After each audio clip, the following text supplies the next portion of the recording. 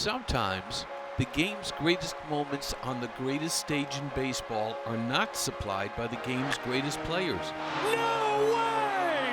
The beauty of the World Series is that anything can happen and any player can shine the brightest.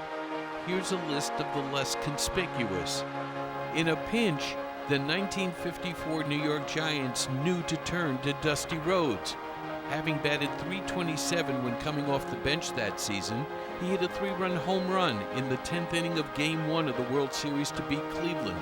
In Game 2, he tied the score with a pinch hit single, stayed in the game and hit a home run, and in Game 3 came off the bench again and delivered a 2-run single with the bases loaded.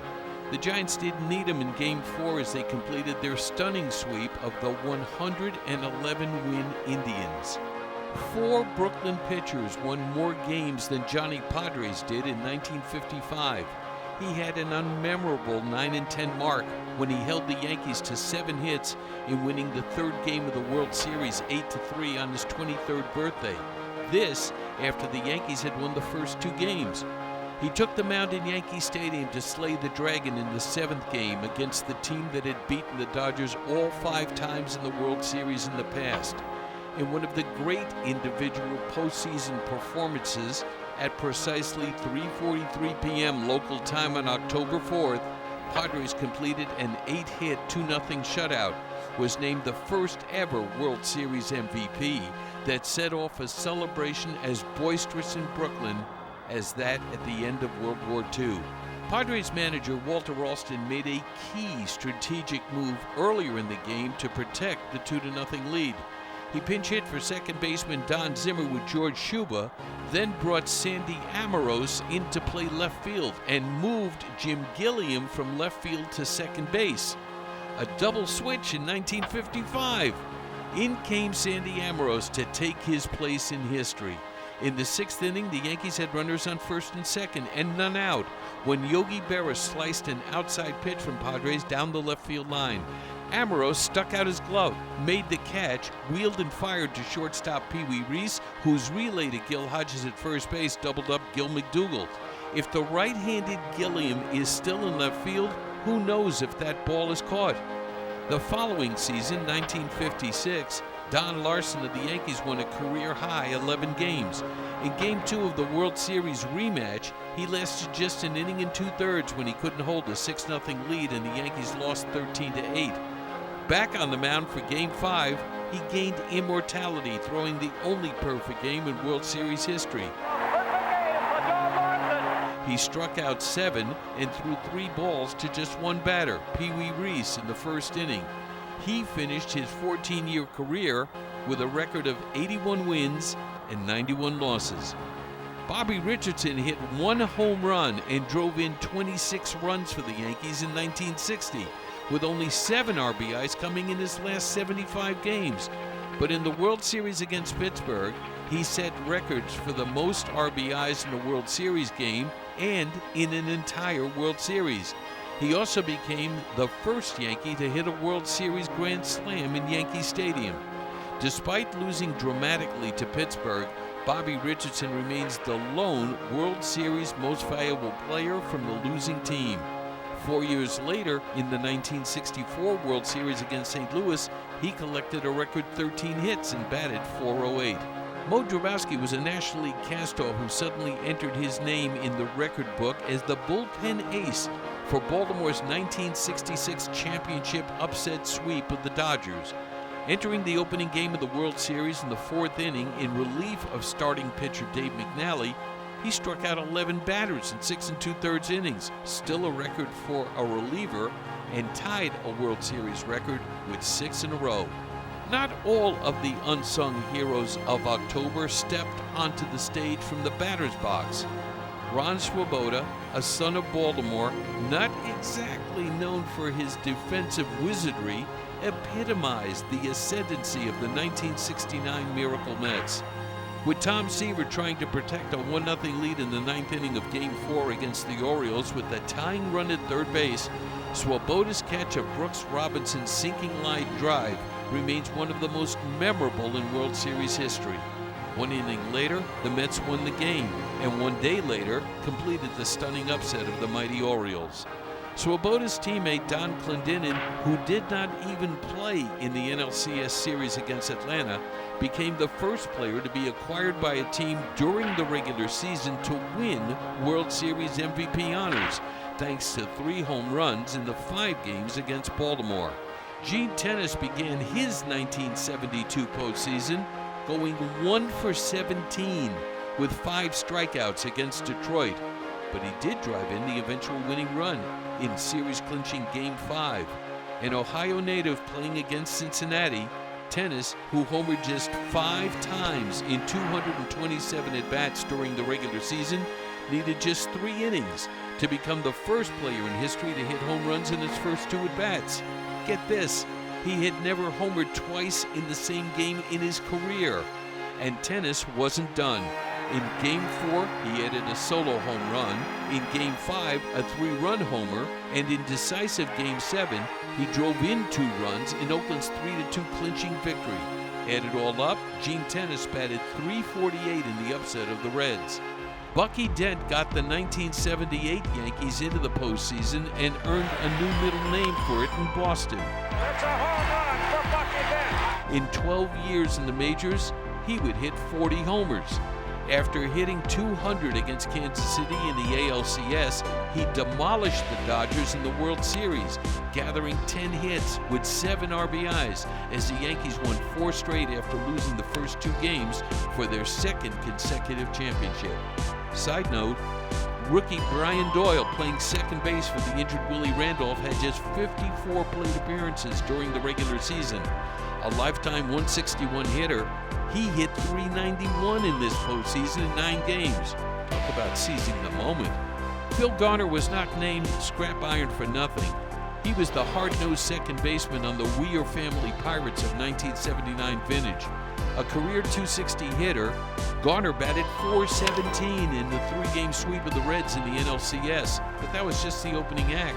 He batted .500 in the World Series against Baltimore, with 12 hits and 5 RBIs in 7 games. Like Tenace and Dent before him, he couldn't explain his performance. Rick Dempsey spent most of the 1983 season batting 9th in Baltimore, where he hit .231 with 4 homers and 32 RBIs. He was not in the regular lineup for his bat, but for his defensive skills and ability to call a game.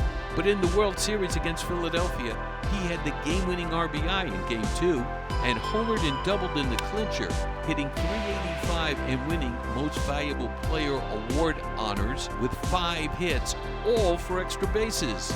He won the MVP award, getting pinch hit for not once, but twice in the series. His pitching staff limited the Phillies to 9 runs in the 5 games. 40 years ago, Buddy Biancalana became famous. A shortstop for the Kansas City Royals, Biancalana was a career .194 hitter entering the 1985 postseason and had more errors than RBIs in the '85 season. However, he hit .278 in the World Series against the Cardinals, didn't make an error, and drove in the winning run in Game 5. His .435 on-base percentage was second best on the team in the World Series, behind only George Brett. 2 years later, Buddy Biancalana was out of the major leagues. Mickey Hatcher was an unheralded outfielder with the 1988 Los Angeles Dodgers, who homered 1 time in 202 plate appearances during the season. But in the upset of the Oakland A's in the World Series, he homered twice among his 7 hits and drove in 5 runs. Speaking of catchers rising in the fall to undo the favored Athletics, Cincinnati outfielder Billy Hatcher established a World Series record in 1990 for highest batting average in a single postseason with at least 15 plate appearances when he went 9 for 12, hitting .750. He notched another World Series record with 7 consecutive hits in the upset sweep of Oakland. 4 years earlier, while playing for Houston in the historic Game 6 of the NLCS and the Mets 3 outs away from the World Series, his home run in the 14th inning prolonged the game another couple of innings. Gene Larkin is forever remembered in Minnesota. having knocked in just 19 runs during the 1991 regular season. The Twins are going to win the World Series! It was his pinch hit single in the bottom of the 10th inning in Game 7 that drove in the only run of the game to give the Twins their second World Series title in 5 seasons. Catcher Pat Barters hit .242 during the 1992 regular season for Toronto. In the World Series against Atlanta, Barters recorded a team-high 9 hits and batted .450 as the Jays won the first of their 2 consecutive championships. In the postseason, the Yankees' Jim Leyritz lived up to his nickname, the King. He hit 4 homers with 11 RBIs over 15 postseason games with New York, with nearly every one of his homers winning, tying, or changing the momentum of a series. In 1995, as the rain fell in the 15th inning of Game 2 of the ALDS against Seattle, Leyritz smacked an opposite field 2-run homer to take a 2-0 lead. His greatest moment was in 1996. The Yankees, in their first appearance in the World Series in 15 years, trailed the Braves 2-1 and were losing Game 4 6-3 in the 8th inning when Leyritz, who hit just 7 homers in 309 plate appearances in the regular season, stepped up for his first plate appearance of the game with 2 runners on. Using Darryl Strawberry's bat, Leyritz homered off Mark Waller's second-best pitch, his slider, to tie the game. We are tied! The Yankees would go on to win in 10 innings and the subsequent 2 games to win the World Series. His homer changed the course of the game, the series, and the fortunes of 2 franchises. 2 seasons into his big league career, the Marlins' Edgar Renteria was already a hero. In the 1997 World Series, one of the most competitive and entertaining of all time, his 3rd hit of the game against Cleveland scored Craig Counsell with the title-clinching run with 2 outs in the 11th inning of Game 7. Yankee third baseman Scott Brosius credits his 1998 teammates for his postseason stardom. Brosius, a lifetime .257 hitter, batted .333 with 10 hits in 9 games as the Yankees won the '98 AL Division Series and Championship Series, then hit .471 with 8 more hits, 2 home runs, and 6 RBIs to win the World Series MVP award in a 4-game sweep of the Padres. Brosius also hit an unforgettable 2-run game-tying home run in the bottom of the 9th inning of Game 5 of the 2001 World Series against Arizona. In their first ever World Series appearance, the Angels were having their wings clipped by the Giants. Down 5-0 and on the verge of elimination in Game 6 of the 2002 World Series, Scott Spiezio rose to the occasion. A .255 hitter over a 12-year career, in the bottom of the 7th inning in San Francisco, 8 outs away from the World Series title, Spiezio stepped in to face relief pitcher Felix Rodriguez. After fouling off 5 pitches, he hit a towering fly ball on a 3-2 pitch, registering 97 miles per hour that barely cleared the right field wall. The Angels completed their rally 1 inning later and won their first World Series title the next night. In the 2002 postseason, Spiezio had 19 RBIs and 3 homers, one of which sparked the biggest come-from-behind rally in a World Series elimination game. Francisco Rodriguez had just 5 games of Major League service under his belt when he earned a spot on the Angels' 2002 postseason roster. He didn't disappoint, going 5-1 in the playoffs with a 1.93 ERA and 28 strikeouts in 18 2/3 innings. K-Rod earned the victory in Game 2 and struck out the side in the 8th inning of triumphant Game 7. Boston's Mark Bellhorn enjoyed the best of his 10 seasons in the majors in 2004, setting career bests with a .264 average and 82 RBIs. His 2-run homer off the netting of the pesky pole in Fenway Park was the difference in the Red Sox's 11-9 victory in the opening game of the 2004 World Series en route to Boston's first championship in 86 years. Scott Podsednik didn't hit a home run in 129 regular season games for the 2005 White Sox. He was saving up for the postseason, going deep twice, none bigger than his walk-off homer in the bottom of the 9th of Game 2's victory over Houston. He recorded 6 hits, including 2 triples during Chicago's sweep of the Astros for their first championship in 88 years. During the 2006 regular season, St. Louis shortstop David Eckstein recorded just 21 extra base hits. But in Game 4 of the World Series against Detroit, 3 of his 4 hits were doubles. He had 8 hits in the final 3 games to take home MVP honors. A solid defensive catcher who called a good game, Carlos Ruiz hit just .219 during the 2008 regular season for Philadelphia. He batted .313 against the Dodgers in the NLCS, then hit .375 with a homer during the 5-game World Series victory over Tampa Bay. David Freese earned the eternal love of Cardinals fans for his heroics in 2011. He batted .397 with 5 home runs and 21 RBIs while winning both the NLCS and World Series MVP awards. St. Louis trailed Texas 3-2 and 7-5 with 2 outs in the 9th inning of a potential Game 6 clincher for the Rangers when Freese's triple tied the game 7-7.